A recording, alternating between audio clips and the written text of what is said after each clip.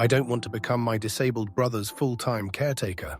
My brother is 24 years old and has low-functioning autism. He cannot form words or sentences. He's nonverbal in the truest sense, not just hard to understand, but unable to communicate in any clear way. He makes sounds, gestures, or tries to communicate in his own way. But even my parents and I struggle to understand what he's trying to say most of the time. He can't dress himself. He can't bathe himself. He needs help with almost everything: shaving, brushing his teeth, combing his hair. He is completely dependent. We're from India. I live abroad, but my brother is still in India, currently in a group home. And that place? It's heartbreaking. They regularly increase their fees, take advantage of desperate families, and there have even been instances of physical abuse. When parents question them, they're basically told to take their kid to another group home if they don't like their services. And the worst part is, this group home is probably the best that they can get out of all their options. My mum lives in India too. She visits him every weekend and brings him home on holidays. That level of involvement is expected, even from families already paying full-time care fees. My dad and I live in the US. He works a high-paying job that makes him miserable because it is the only way he can afford my brother's tuition and medical expenses. My parents have sacrificed their entire lives for him. They gave up most of their dreams. Their lives revolved around his routines, his meltdowns, his needs. They saved up money for his future, and I genuinely respect the love and effort they've poured into him. But one day, they won't be here anymore. And then what? Everyone will expect me to take over. And no, I can't move back to India to take care of him.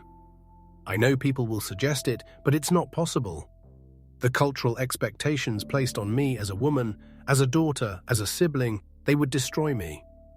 I wouldn't survive living in a place where I'm constantly judged, expected to martyr myself, and denied a life of my own. It would drive me insane. And this is the part I hate admitting. Sometimes I wish that when my parents pass, my brother could go with them. Not because I don't love him. I do. But I can't give up my entire life the way they did.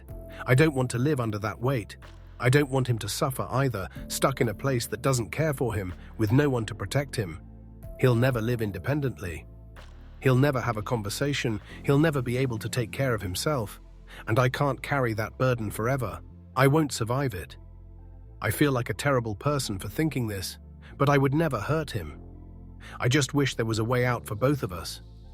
He's not a burden because he's disabled. He's a burden because there's no system in place to care for people like him when their parents are gone. And I'm so tired of feeling like my only options are to abandon him or abandon myself. I needed to say this out loud. I love my brother, but I want to live too. That really sucks, dude. My brother is high-functioning, but will never be able to truly live alone. I couldn't imagine if I were in your position. It's very hard. Have you considered therapy? You're allowed to have these feelings. It's totally normal. You're not a bad person. Sometimes things can be too much. Live your life. Let's pretend the roles were reversed. If you were disabled the way your brother is, and he was fully capable the way you are, would you expect him to put his entire life on hold for you? Would you want him to? I don't suspect that's an easy question, but I think it's something worth considering. Never set yourself on fire to keep someone else warm. People may try to guilt you into doing more, but if they feel so strongly about it, they can do it themselves. You aren't able to give your brother what he needs, and that's okay.